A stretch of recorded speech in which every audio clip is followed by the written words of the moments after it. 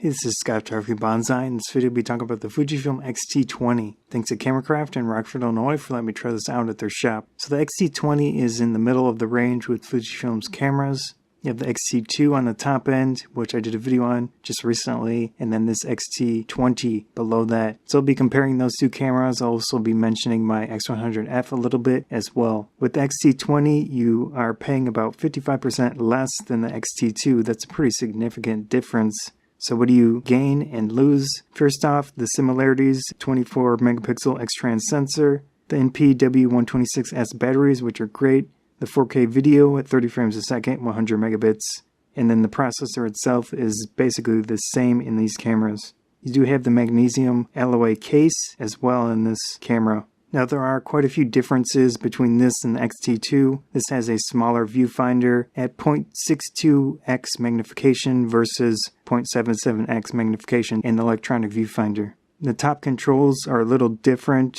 You lose the ISO dial with the lock on it. You also lose the metering control under the shutter speed dial. And the shutter speed dial doesn't have a lock as well. I really wouldn't call that a big loss, but the locks are pretty nice so you don't change them accidentally. You also lose the weather resistance. That really depends on you if it's something you need or not. Another thing you lose is the autofocus joystick in the back. It is pretty useful on my X100F, so it's kind of a negative there, but really depends on your way of doing things if you need that function or not. Big thing here, you do lose the second card slot, which is pretty negative to me. I really like having the two card slots. There is a difference also in the flash sync speed. In the case of the X-T2, it's 1/250th of a second, but this one is 1/180th of a second, so a little slower, not a huge difference.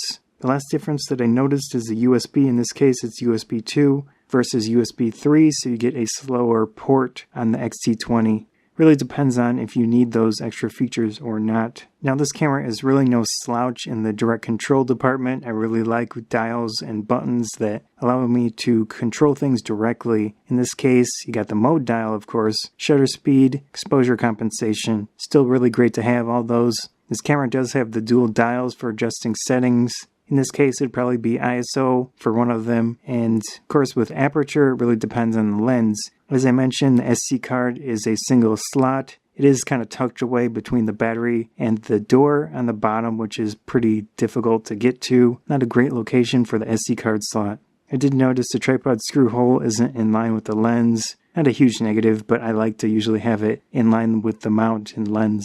Big plus are the batteries, the NP-W126S that allows you to use the same battery. If you do have an X-T2, you have an X100F or whatever else that use these batteries, it's really nice to have the same battery. This camera does have the tilting touchscreen. It isn't fully articulating, but it is nice to have. You can use it in video or photos to get angles that are challenging without having that tilting screen. It does have the hybrid phase contrast detection autofocus.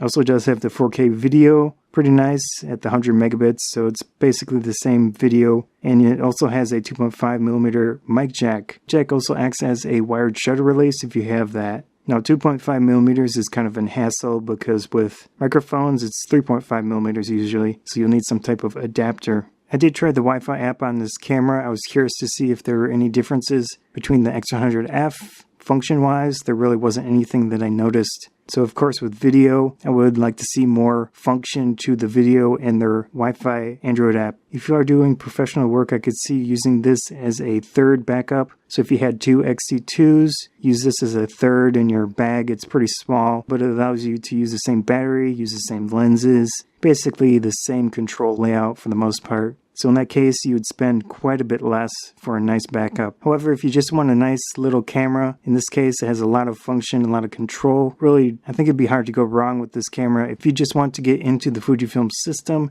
it seems like a good entry point. That said, it's a nice little camera. I suggest trying to get your hands on it first before ordering it. That way you can see if the grip really works with your hands. It's pretty small, but other than that, I do like the camera. So that was the Fujifilm X-T20. Again, thanks to Cameracraft in Rockford, Illinois for letting me try this out at their shop. If you haven't subscribed, please consider subscribing. That really helps me out these days. Of course, the thumbs up and the shares help me out a lot as well. Thanks again.